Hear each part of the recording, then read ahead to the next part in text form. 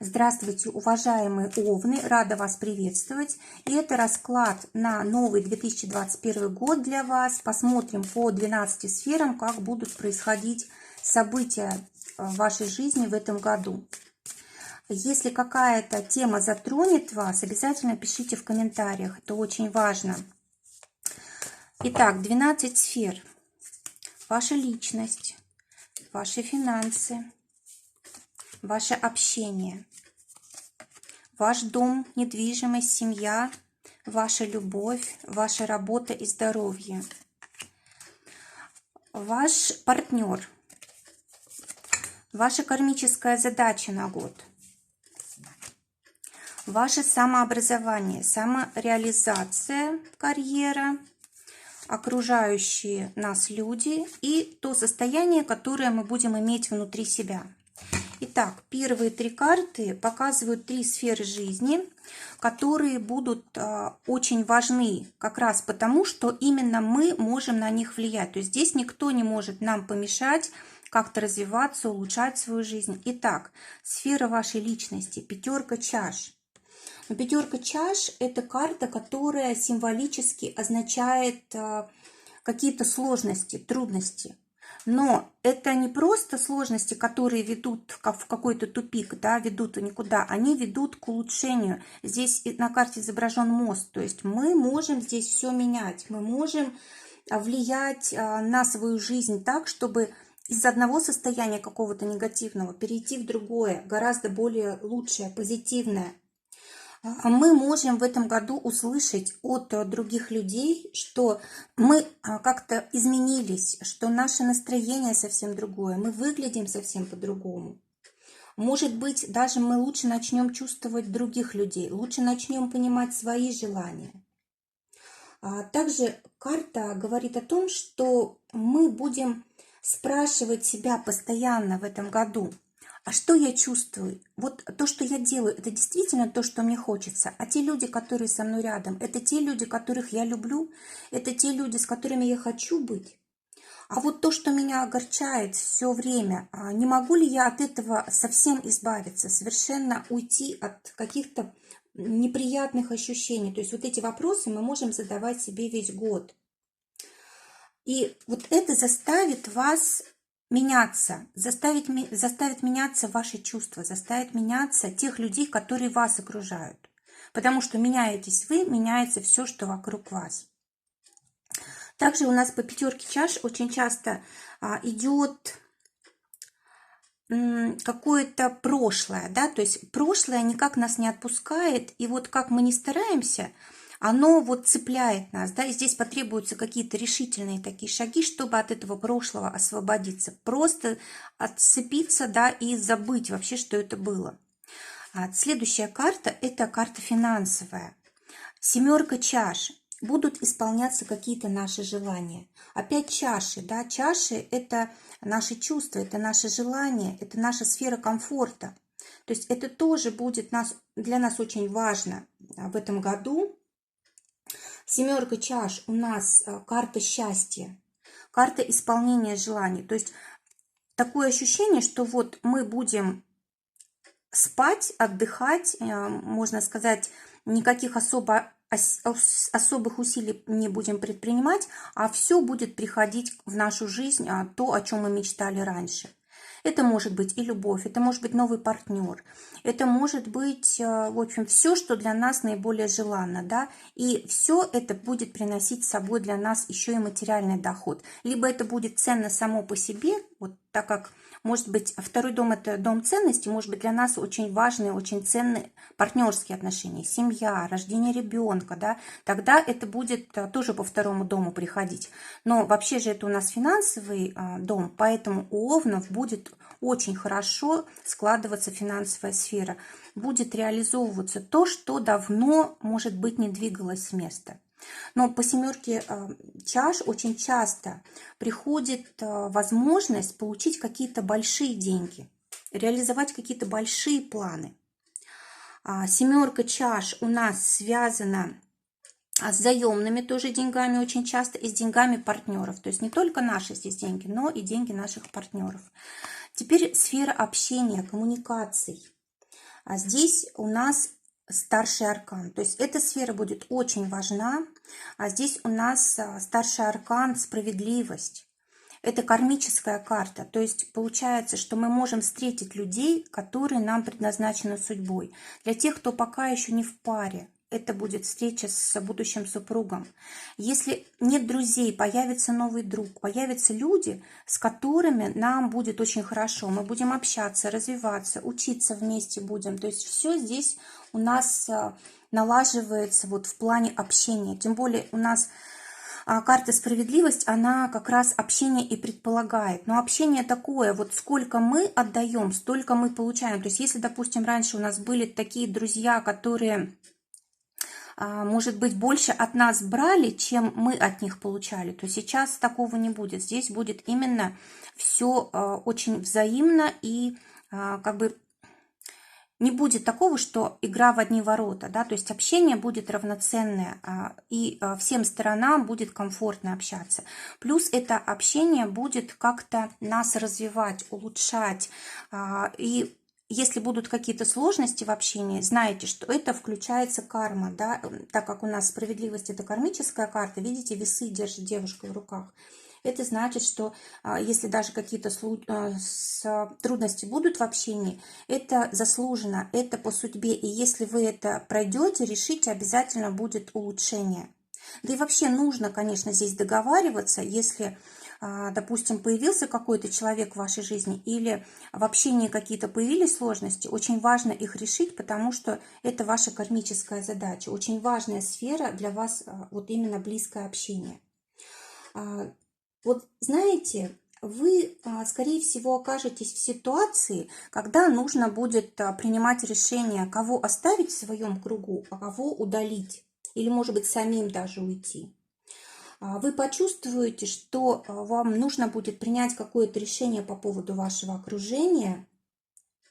И для подсказки это может быть ситуация, когда кто-то из вашего окружения, допустим, может затеять какой-то скандал, да, или подать в суд, допустим, или еще что-то такое. То есть, смотрите, здесь карта очень серьезная, да, то есть вот может быть и такая ситуация, и тогда вам придется вот вовлекаться в нее, в эту ситуацию, то есть вы не сможете стоять в стороне.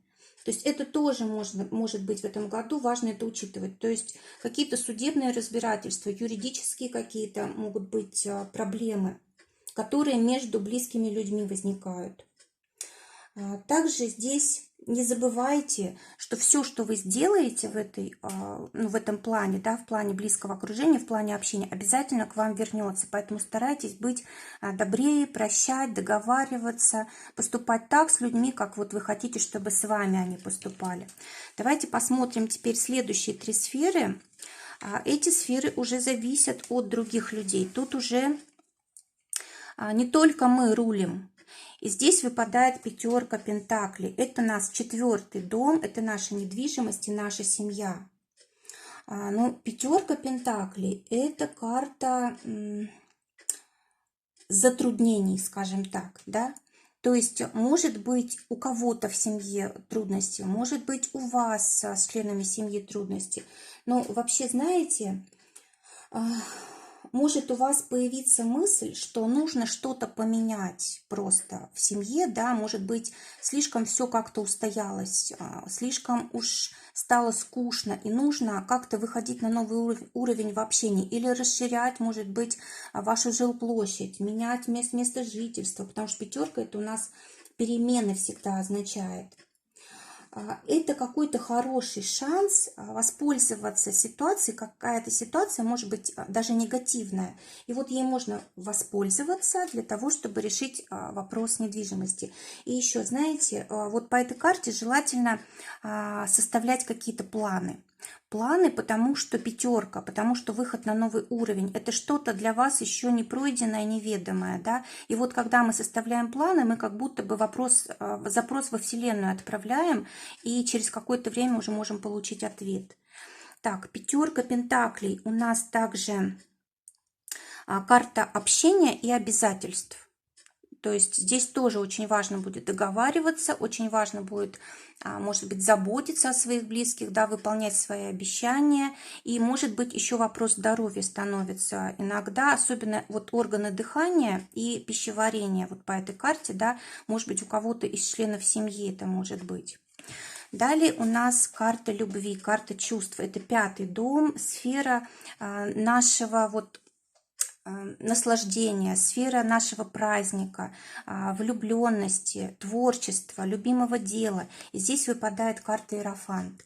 Замечательно, это опять снова старший аркан, эта сфера тоже будет очень важна для овнов. И смотрите, здесь у нас карта именно ценностей, да, то есть вот именно ваше собственное счастье, ваше состояние любви, ваша самореализация вот именно в творческом плане, это будет самое-самое важное для вас. Вот здесь уже 2-я карта у нас вышла старшего аркана, да, это 2-я сфера, важная в этом году будет для овнов. Что тут интересно? Здесь может быть чувства стабильные. Здесь могут быть чувства не только, как, знаете, вот что-то мимолетное, да, эти чувства превращаются во что-то серьезное, надолго, да, ну, допустим, есть влюбленность, а потом эти отношения переходят в семью. Или, допустим, вы начинаете только какое-то творческое дело, творческий проект, а он потом переходит в деятельность. Здесь может быть учитель очень хороший, помощник может быть очень хороший, человек, который достоин любви. То есть сфера это очень хорошая. Но по Иерофанту у нас, конечно, вот с этим человеком, который входит в нашу жизнь, приходит еще и изобилие, приходит достаток. И это очень мудрый человек, с которым нам комфортно, который позволяет нам быть собой. Теперь сфера каждого дня, каждодневных обязанностей и здоровья. Здесь у нас 3 жезлов выпадает. 3 жезлов – это у нас карта какого-то решения, которое нам нужно будет принять. Может быть, мы решим менять работу, может, мы решим учиться дополнительно, может, мы решим менять что-то в своем здоровье, в питании, в каких-то привычках каждодневных. Может быть, будем избавляться от каких-то негативных привычек. Но в любом случае, какое-то решение нам придется в этой сфере принимать. Так. У вас может возникнуть чувство, что та работа, на которой вы сейчас, она, может быть, как-то уже не соответствует вам. Может быть, вы ее переросли, да, и вам нужно что-то менять. Или, может быть, наоборот, работа развивается, да, а вы нет, и нужно вот включиться в этот процесс. Вы можете задать себе вопрос, а на месте ли я нахожусь, а с теми ли людьми я нахожусь, то ли вот я делаю, тем ли я занимаюсь, дает ли это мне рост, развитие, и достаточно ли ко мне уважительно относятся другие люди. Так, 3 жезлов – это у нас все равно какое-то признание. Это, знаете, когда мы долгое время к чему-то стремились и получили результат, но этот результат, он требует дальнейшего продвижения, дальнейшего роста, поэтому здесь не нужно останавливаться, да. И для здоровья, конечно, карта очень хорошая, потому что здоровье улучшается. Здесь идет такой приток энергии, жизненных сил. Посмотрим следующие карты. Это у нас дом партнерства. 9 жезлов выпадает у нас в сферу партнерства. Это борьба. Борьба между супругами, борьба между партнерами по работе, по бизнесу. В общем, любые взаимоотношения, когда они у нас строятся на каких-то взаимных обязательствах, они как раз будут требовать того, чтобы мы отстаивали себя, или чтобы мы за что-то боролись, за свои права какие-то. Может быть, слишком много обязанностей на нас взваливает наш партнер, а у самого их остается гораздо меньше, да, и вот здесь может быть такая ситуация не очень приятная. Здесь вы планируете, в принципе, в партнерстве вот остановить выбор на каком-то одном человеке, да, на каком-то одном, может быть, своем обязательстве, которое вот самое главное у вас перед этим человеком, да. Также здесь у нас еще вы наконец-то, возможно, откажетесь от каких-то ненужных вам отношений, потому что здесь вот слишком много весел, да, нужно выбрать что-то одно, ну хотя бы два. Здесь вот человек одно держит в руке, да, но остальные ведь они мешают, они не нужны, да, то есть нужно будет сделать выбор какой-то, вот, либо партнер у нас по браку, да, выбирается, либо, может быть, мы выбираем партнера, с которым мы работаем. Девятка жезлов у нас карта, связанная с продвижением. То есть какой-то партнер, какой-то человек, какие-то люди мешают нам двигаться вперед. Они как бы вставляют нам палки в колеса. Да? Может быть, они создают такие ситуации, что мы не понимаем, как жить, не понимаем, куда идти, не понимаем себя. И вот нам нужно сделать выбор в свою пользу. В пользу своих новых целей, в пользу своего развития. Да, семья важна, да, очень важна семья, с которой мы живем, и люди, с которыми мы общаемся, но и мы сами важны, да, вот, то есть мы здесь с партнером решаем вот такие вопросы, скорее всего, вот здесь вот отстаиваем себя, боремся за что-то. А может быть, даже нам придется защищать и своего партнера. Может быть, он попадет в трудную ситуацию какую-то, и нам придется за него еще постоять, за него побороться или вступиться за него как-то. 8-й дом – это наша кармическая задача на год. И здесь выпадает десятка жезлов. Десятка жезлов – это карта нелегкая. Это карта, когда мы устали, да? То есть, когда у нас столько много дел, столько много общения, столько много мы на себя взвалили, что просто не знаем, как с этим справиться. И за себя работаем, и за других людей, и за себя отвечаем, и за других людей. И вот это наша кармическая задача на год, с которой нужно справиться.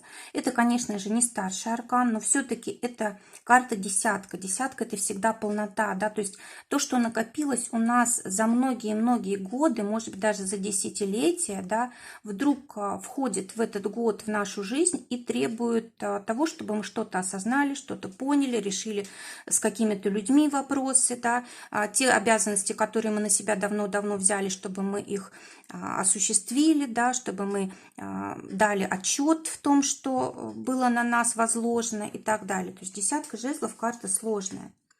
И если это кармическая задача, да, не нужно отказываться от лишних обязательств, от лишней работы. Все, что в жизнь приходит, нужно брать и делать. Да? То есть как бы трудно ни было, все равно нам не дается больше того, чем мы можем выполнить.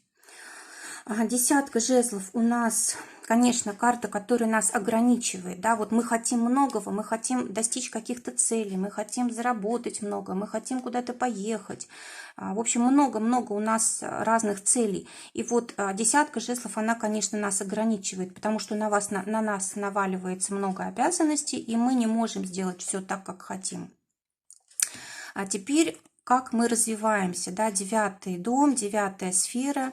Здесь выпадает как раз у нас карта старшего аркана жрица. Опять у нас старший аркан, еще одна важная сфера в нашей жизни. То есть очень важно стать кем-то, развить свои профессиональные качества, понять, что нам нужно, где добро, где зло, где люди, которые нам подходят и где не подходят, решить вопросы с недвижимостью, решить вопросы с теми людьми, с кем мы рядом живем, стать мудрее, стать более такими понимающими. Может быть, для кого-то это важно развивать сферу творческую, может быть, свой талант какой-то развивать, пойти куда-то учиться.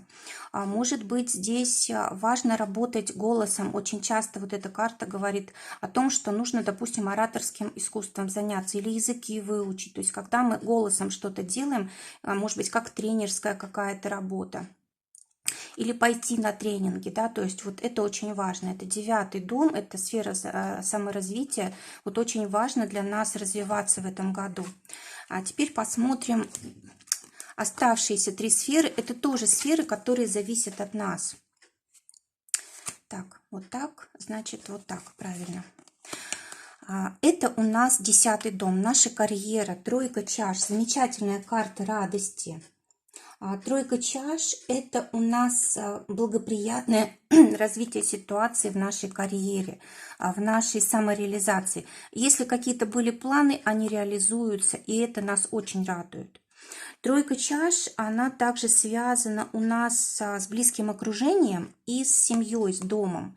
То есть нам каким-то образом будет помогать вот близкое окружение и семья в сфере карьеры. Так, что еще здесь важно? Важны, опять же, планы, важны ситуации вот интуитивного какого-то выбора, когда вот нам наши чувства подсказывают, куда идти, что делать, какие цели ставить. И здесь вот не обязательно кого-то слушать, да, тут важно прислушиваться к собственной интуиции. Хотя, конечно, очень важна помощь близких людей. Но в любом случае какая-то победа в карьере, какой-то праздник, может быть, назначение будет какое-то, может быть, у кого-то из семьи будет такая победа в карьере, что на вас это отразится. Но в любом случае здесь у нас открывается такое необозримое пространство, горизонт вон очень далеко не видно даже, да, то есть здесь какие-то перспективы открываются очень хорошие. И так как карта здесь начальная только, это тройка, да, то есть все еще впереди, еще будет рост. Это карта нашего окружения, да, люди, которые нас окружают, девятка мечей, они, конечно, нам здесь доставляют массу хлопот, они постоянно отвлекают наше внимание, наши мысли на себя перетягивают, да, и вот приходится нам очень много думать о других людях. Вообще у нас девятка мечей, это карта оптимизма, да, вроде бы здесь такая она негативная карта, но оптимизм это как совет, да, то есть мы можем наоборот поддаваться каким-то слухам, мы можем поддаваться чужим каким-то настроениям, а карта нам этого не рекомендует делать. Она говорит, что думайте о хорошем. Если какие-то у вас есть планы, мысли и все такое прочее, вы это систематизируете, да, то есть и надо сделать так, чтобы мнение людей других не влияло на ваше мнение. То есть у вас все равно должно оставаться какое-то свое личное мнение. Девятка мечей – это карта, когда мы хотим освободиться, мы хотим проявить себя, именно свои желания воплотить. Да, может быть, мы используем для этого помощь других людей, группы, да, нашего окружения, друзей, но все-таки это именно наши желания, которые помогают нам осуществлять окружение. Это наше освобождение от каких-то, может быть, чуждых влияний, да, от того, что хотят от нас другие люди. То есть мы четко знаем, чего хотим и куда мы идем. И нам в этом все помогают. Очень важно вот этого оптимизма придерживаться. И карта 12-го дома – это наше самочувствие. Да? Нам здесь может быть очень даже нелегко. У нас какая-то большая перемена происходит внутри, в нашем подсознании. Благодаря тому, что здесь у нас год такой довольно-таки переменчивый, как раз вот у нас это, наверное, все на внутреннем плане отражается. Вы можете чувствовать, что вы вообще другой человек. Вот, допустим, в начале года вы были один, а в конце года вы почувствуете, что у вас уже того прошлого нет. То есть вы совсем по-другому думаете, вы по-другому живете. А может быть, куда-то переехали, может быть, у вас начались новые отношения, у кого-то, может быть, родился ребенок. В общем, вы абсолютно другой человек не только снаружи, но и внутри. То есть вот эти все события, которые произошли вот на внешнем плане, они отразились на внутреннем. И вы не побоитесь, может быть, что-то менять в жизни, потому что эта карта еще и решимость предполагает, да, то есть отказаться от всего прошлого и начать жизнь заново. Или, может быть, вы не будете здесь думать о прошлом, да, вы полностью все свои мысли переведете на будущее. И это даст вам какую-то свободу, возможность начать новую жизнь. Вот такой ваш год получился, дорогие овны. Пишите свои комментарии, пишите на мои контакты, если хотите свой расклад на год. Желаю отличного Нового года, здоровья, счастья в личной жизни и, конечно, финансовых улучшений. Всего вам доброго, до новых встреч!